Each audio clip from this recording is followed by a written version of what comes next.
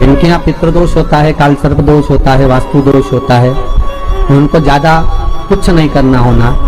महाराज एक बेल का फल लीजिए, फल बेलपत्री का जो फल होता है उसको ले लो, उसके अंदर का जो गुर्दा होता है, अंदर का जो भाग होता है उसको निकाल दीजिए और उस बेल के फल में आटा सेक कर उसमें शक्कर मिलाकर उसको उसके अंदर भर लीजिए। अमावस्या के दिन सुबह 10 बजे से पहले उस बेल फल में जिसमें तुमने पंजेरी भरी है, आटा सेक कर भरा है शक्कर के साथ में, उसको अपने घर में घुमाने के बाद में जिसको काल सर्प दोष बताया है, पितृदोष बताया है या वास्तु दोष का स्मरण बताया है, घर में सब दूर घुमाकर अपने परिवार का हाथ का स्पर्श कराकर पीपल के पेड़ के नीचे खड्डा खोदकर उस बेलपत्र के उस फल को दाब दीजिए, उस फल को उसमें दबाइए। केवल एक अमावस्या करना रहता है, पितरों के दोष से मुक्ति मिलती है और हमारे घर के कार्य सफल होना प्रारंभ हो जाते हैं। कार्य की सफलता होती है, कार्य में सफलता प्राप्त होने। जिस समय पर बैसाख के महीने की सुंदर अमावस्या का दिन था, उस दिन माता पार्वती शंकर भगवान के लिए जब पकवान बनाने के लिए बैठी, कुछ नहीं मिला, तब माता पार्वती ने, शिव जी के हाथ में त्रिशूल है, शिव जी के 3 नेत्र हैं, बेलपत्री में भी 3, बोलते जाओ, पत्ती है।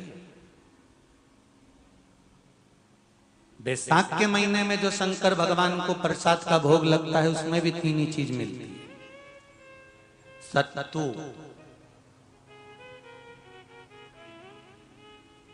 कोई दूसरे महीने में बनता है? जम के तो बोलो नहीं। कब बनता है? यही बैसाख के महीने में। चने की दाल, गेहूं और जौ, इन तीनों को गलाकर सेक कर जो सत्तू तैयार होता है, इसी बैसाख के महीने में परशुराम जयंती के दिन या अमावस्या के दिन या पूर्णिमा के दिन शंकर भगवान को समर्पित होता है और भगवान विष्णु को समर्पित होता है। दुनिया के लोग कहते क्या होता है सत्तू से? ये स्कंद पुराण की कथा कहती है, जिस समय पर बैसाख के महीने की सुंदर अमावस्या का दिन था, उस दिन माता पार्वती शंकर भगवान के लिए जब पकवान बनाने के लिए बैठी, कुछ नहीं मिला, तब माता पार्वती ने 3 अनाज को लिया, एक चना, दूसरा गेहूं और तीसरा जो, इन तीनों को भींग रहे थे उसको लेकर आए गंगा जी में से, उसको सेक कर माता ने अंगीठी पर और उसका जो सत्तू बनाकर शिव को दिया। शंकर भगवान ने कह दिया, सुन पार्वती, ये सत्तू नहीं, ये मेरी औषधि है। बैसाख के महीने में जो खाएगा वो जिंदगी भर रोएगा नहीं, शरीर से स्वस्थ हो। अब उसको लोगों ने हंसी खेल में ले लिया, सत्तू का क्या काम, मम्मी हम नहीं खाएंगे, बड़ा पूरा। शिव जी का एक एक चीज,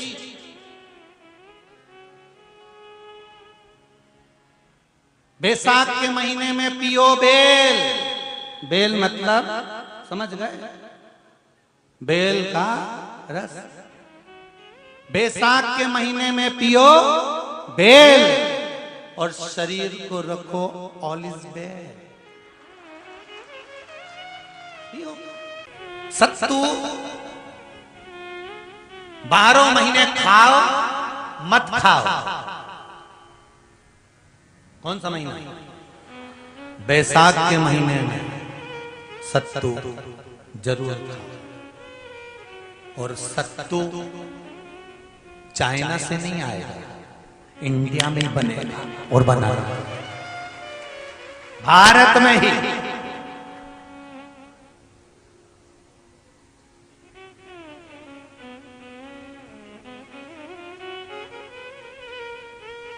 चलो आ जाओ गरुड़ पुराण में। मरने का 47वां दिन, जब मरेंगे तब गरुड़ पुराण बचेगी, पहले ही सुन लो। और जिसके पास में गरुड़ पुराण नहीं हो तो पंडित जी से मंगवा कर फिर पढ़ के देख लेना। मरने के 47वें दिन, 47 डेज, 47वें दिन किस चीज का दान तुम्हारे सामने आता है? के 47वें दिन, 10 दिन तक तो जीवात्मा घर की अटारी फिरती थी, मरने के बाद 12वें के दिन चली जाती है। उसके बाद में जब 47वां दिन आता है तो 47वें दिन जीवात्मा को क्या दान करा जाता है, व्यक्ति ने क्या पुण्य करा होता है कि उसको नरक नहीं भोगना पड़ता, बेतरणी नहीं भोगना पड़ती और सीधे बेतरणी से पार उतर जाता है। वो किस चीज का दान है? तो कहा शिव महापुराण में, गरुण पुराण में कि वो सत्तू का दान है जो बैसाख महीने में करा जाता है। सत्तू का दान 3 चीजों से मिलकर बनता है। जौ, बोलते जाओ जल्दी, गेहूं, चना, ये 3 चीज से मिलकर बनता है। इसमें जो बारीक बारीक कण होते हैं, जितने जितने 3 चीज के मिले हुए बारीक बारीक कण होते हैं, ये जब दान किया जाता है सत्तू का, तब ये बेतरणी तरने के लिए 47वें दिन इस जीवात्मा ने अगर सत्तू का दान करा होता है या सत्तू का सेवन बैसाख के महीने में करा होता है तो उसको बेतरणी नहीं भोगना पड़ती, डायरेक्ट सीधे रतलाम उज्जैन से डायरेक्ट। किस किस के यहां बनता है सत्तू?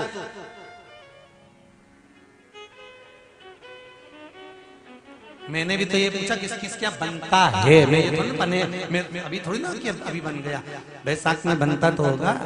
पहले गांव के लोग तीरथ करने जाते थे, गांव का लोग जब तीरथ करने जाता था, कोई सामान नहीं लिया, सत्तू बांधी पोटली में धरा यूं और पानी में घोलिया और नमक डालिया या शक्कर या गुड़ घोल के और पी के वही चले। आज के अब जब सैनिक युद्ध करने जाता है, थक जाता है, बहुत थकान हो जाती है, जब उससे देखा जाता है तो सैनिक का जो कमांडर होता है वो सत्तू मंगवाता है और गिलास में घोल घोल कर पूरी सेना को पिलवाकर फिर युद्ध में उतार देता है। फिर युद्ध साधारण नहीं है महाराज।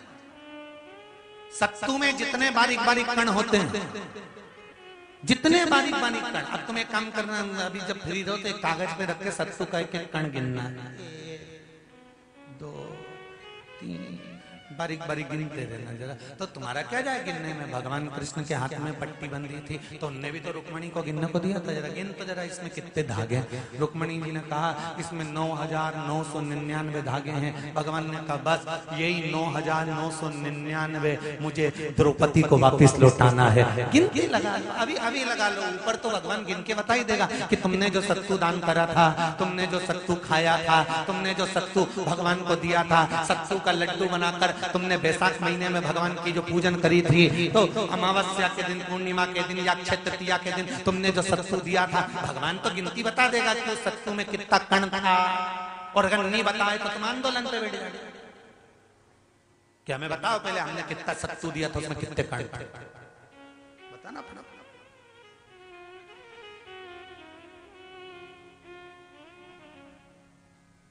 एक शिव की आराधना में चांगुना ने 1 लोटा जल भरा, उसमें थोड़ा सा चंदन डालकर बेलपत्री के वृक्ष के नीचे ले जाकर डाल देती, थोड़ा सा जल